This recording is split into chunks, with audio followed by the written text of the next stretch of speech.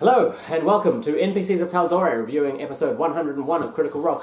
This week I thought I'd do like something special, so I wrote like a theme song for the show. Check it out. I've been working on this for weeks. NPCs, you and me, Dave and Ollie, secretly wistful dream. I'm done. That wasn't good? I worked hard on... I can't do this show. Come back, we have to do the show. So, as per Dave's request, the guitar is now put away. But welcome. Thin ice. We're on. So, episode 101 of Critical Role. We've passed the big milestone 100. Let's watch it as critters until 200. Yes. It's going to be good. Interesting episode, no combat, but a lot of cool social encounters and a lot of cool plot points. Yeah, so it was a lot of a planning episode. It was about discussing what had just happened, putting the dots and lines and ley lines together, and kind of working out what the hell Delilah Briarwood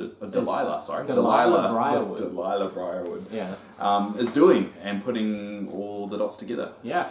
And there was actually one moment when Percy says, I think there's such a thing as being overcautious. Even when diving into the plains of the undead, I do believe there's something as being overly cautious. There was a lot of planning, but it's fair enough, because this is serious stuff. Yeah, exactly. So we pretty much just did a lot of kind of talking, figuring out what was going on while I look at my notes. Yeah. And also, what they did is they got out with the Ziggurat was, but made sure that it was kind of sealed off, that no one could get to it. So Pike and Grog kind of smashed things. Yeah. And just kind of put it there. So Kiki finds the Ziggurat, which was cool. We got to see Kiki essentially swimming through the ground in Earth elemental form, which is just damn cool. Kiki, you're a badass.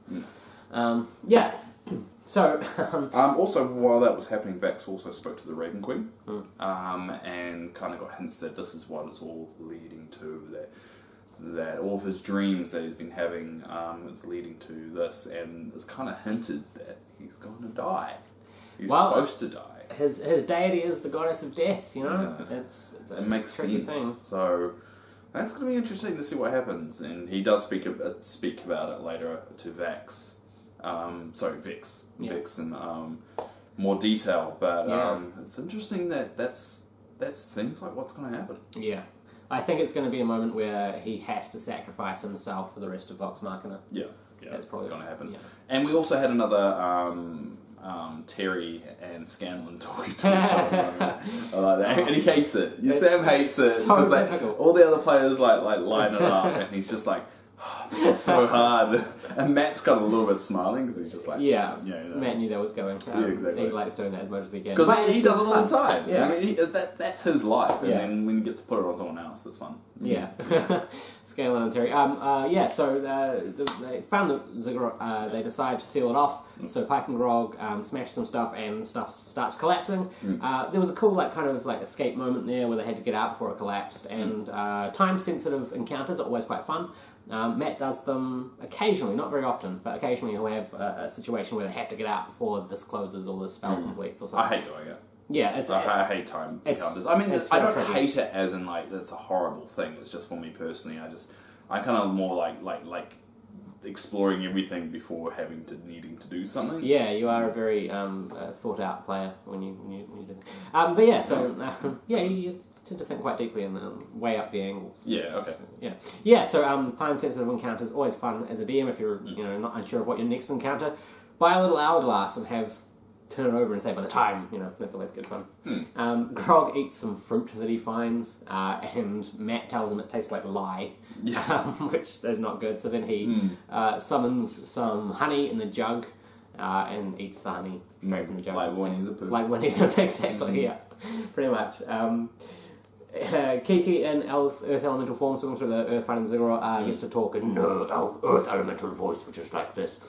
She actually didn't talk like that, but then Matt told the party that's what she sounded like. So what they do after that is they return to Whitestone after kind of exploring everything, getting as much information they can from that particular Ziggurat. They move on to Whitestone, and they do more research. So they talk to Cassandra. Percy talks to Cassandra and kind of gives her the bad news about Delilah coming back. They go to the research team. Vex gets everyone away from the ziggurat that's existing in Whitestone because it's, you know, they've figured out that it's bad. It's like some kind of teleportation. They kind of want to keep people well away from it. And then they start thinking about why has Delilah come back. They start doing some, like this episode showed a good kind of D&D prep or discussion about the plot internally within the party, because obviously they all have their own thoughts and they do talk a lot out of game what's happening, but they have to have it in game for certain players to know some theories and thoughts and stuff. So that was good. Vox Machina, I think at this point when Matt has thrown so many complex plot lines or secret tricky little bits of information that get revealed, they're at a point now where they do like to think and plan and discuss, and they're actually really quite good at it. So they do combination. I've noticed more recently they've started using truth spells. Terry had the truth potions and that kind of thing, which is always a good way of getting information. Find someone important to someone that knows something about what you're trying to figure out. Capture them, don't kill them, knock them unconscious.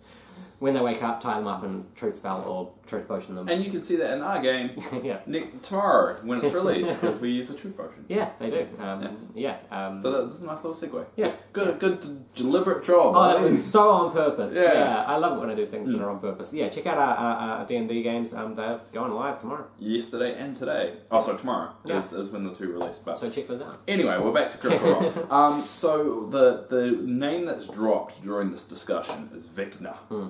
So what is Vecna, Ollie? Vecna is why don't you say this? All right. So Vecna is well known in the D&D universe. Not well known. So it's a well known bad guy. So it's basically the only mortal that became a god. That's pretty much the summary of it. There's a lot of that goes into it, but I might as well just go like that. We can put a link to the Wikipedia page of Vecna. Yeah, we'll do that. We'll chuck that in. So that's what they believe Delilah may be trying to become or trying to bring back. It's kind of vague. Obviously it's vague. It's all speculation, all kind of theory. But that's the route that we're going down. So it looks like I don't know whether we're going to be stopping the ritual, or Critical Role are going to be stopping the ritual for Vecna to be resurrected, or for Delilah to become like a Vecna, not like character. Or Vecna is actually going to return, that there's nothing that Critical Role can do, and that's who they're going to be fighting at the end. That could be the end boss, could be of the campaign. Yeah, so it'll be interesting how that goes down. But yeah, that's what their theories are. And it's good for them to actually say that out loud, even though a lot of the community have had that speculation. Have it in-game, have it all out there, this is what they think, this is what's going to happen. The fact that all the ziggurats are like connected and ley lines, the meaning behind the ley lines is that the ziggurats were all connected, and that's how they all were able to communicate. It's nice to kind of have all the plot points kind of like spelled out, especially from a viewer that doesn't know too much about what happened before, or what's recently happened. It's really good because we can definitely feel it building. We can feel the eyes slowly opening one at a time as we find out the information and the connections are made. It's getting to something good. It's going to be at least epic, probably legendary. At the end of this campaign. Yeah, we'll see what happens, and someone could die. Because there's not a next chapter. Like, if there was a next chapter, a part of me would think, oh, they're all going to survive. Yeah. But there isn't. And just like every finale, there's always some death. Yeah. And someone going away, or someone just not existing anymore. Yeah, exactly. That kind of leads us to my favourite moment of this episode 101, Vex and Kiki. Vex and Keyleth having a beautifully intense conversation in which Kiki just asks Vex to promise her that he'll come back and that he won't die. And yeah, it's I never thought that in a D&D game where you kind of have the sense that the people are playing characters, that as a viewer I could have such a strong emotional connection to the characters. Because if you're watching a TV show, it's a lot easier to get wrapped up in the falsehood of the characters because they're right there.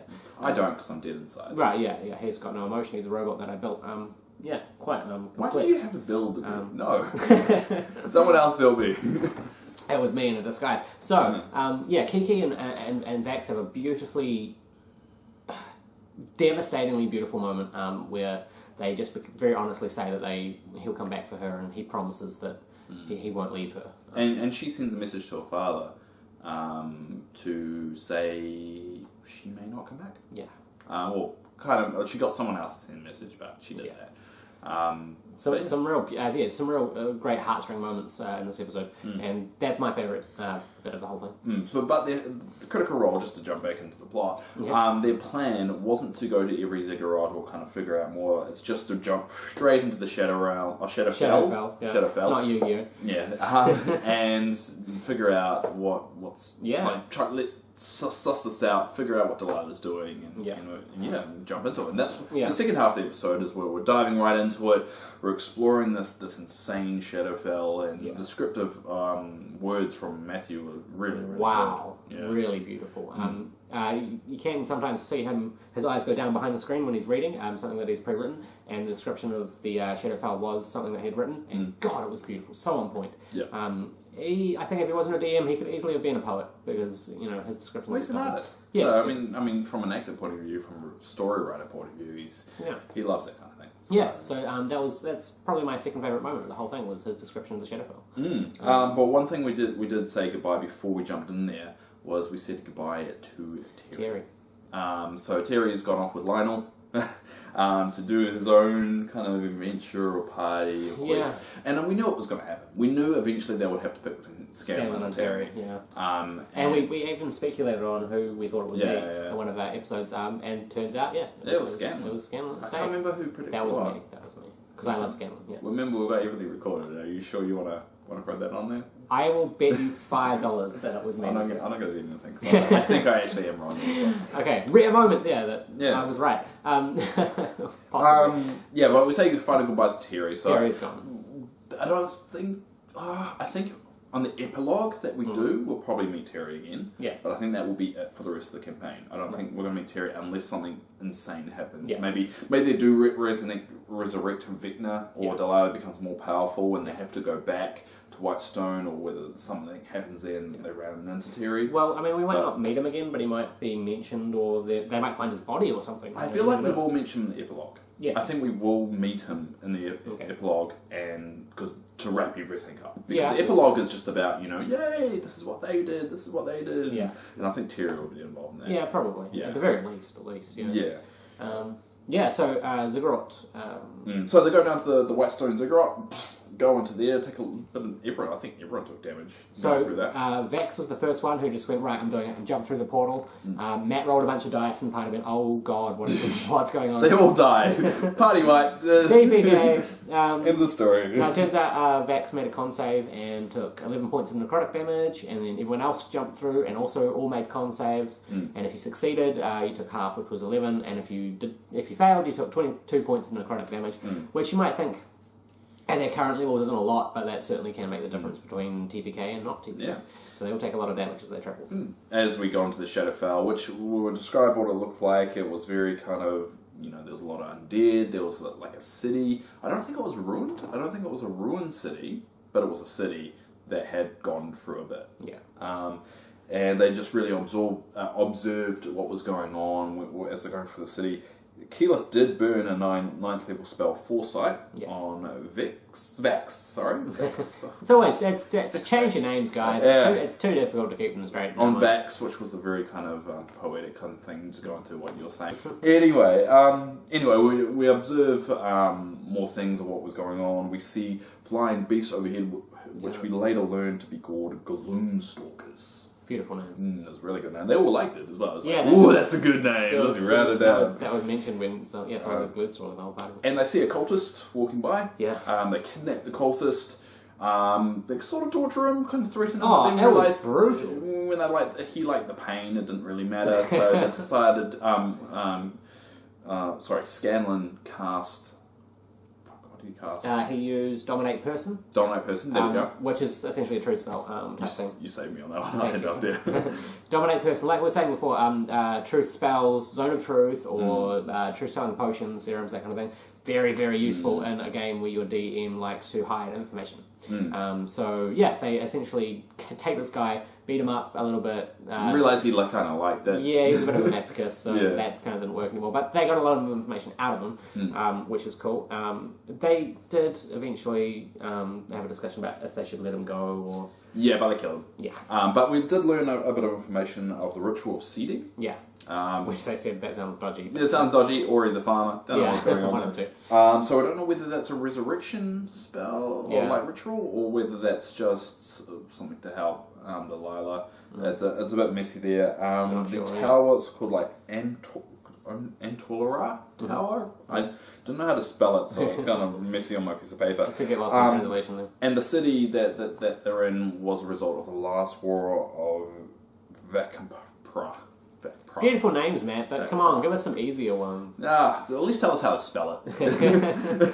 Sometimes he does it. Sometimes he actually spells it out, but sometimes he just throws it in. So, in a slightly harsh fashion, they get a lot of information out, asking questions about why Miss Briarwood is back and what she plans, and get a decent amount of it. But it's still a bit vague, in my opinion. The prisoner doesn't outright say they'll bring back Vecna. Right. They kind of just say he. Yeah. The whispered one. And I'm pretty sure Vecna is a he. Yeah. Hold up. They also talk about, Vecna's missing an eye and all that kind of stuff. Yes. Part of the character. They say, I think they refer to him as the whispered one. Yeah. Yeah. Wait, is it Ingrid? on roll? Is it on there? Doesn't say the whispered. Oh yeah, the whispered one. Alright, so Vecna is also known outside of you could say Critical Role, but normal D&D called the Whispered One. The Whispered One. So it's fair to say it's Vecna. Yeah. It's going to be Vecna being brought back, and whether that's going to be the big boss or whether we're going to be stopping it.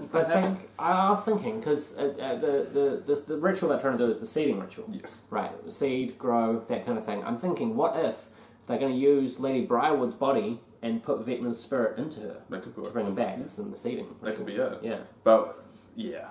So that's possible. It is possible. That's our guess. That's my guess. We'll see. We'll see what happens. God, there's so many things. There's so many things, but it's awesome to get to that point.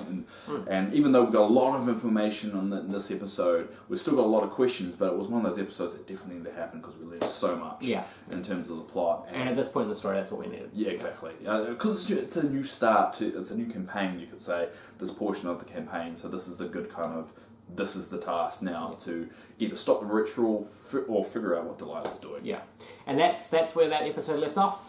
That was the end, and that's where it'll pick up again next week. So beautiful game. Beautiful moments between the characters. Some amazing descriptions by Matt. No combat encounters, but hey, we don't need that every episode. You guys are just entertaining enough to watch as it is. Exactly. I mean, D&D's not all about encounters or battles all the time, and I think, and me personally, it would be really boring because it's just battle every game. Yeah, exactly. That's my opinion. And also it can get boring if it's the same format, like play for 3 hours, last half an hour as a combat each time. And also can be forced as well from a DM point of view. You can go, oh crap, what's the time?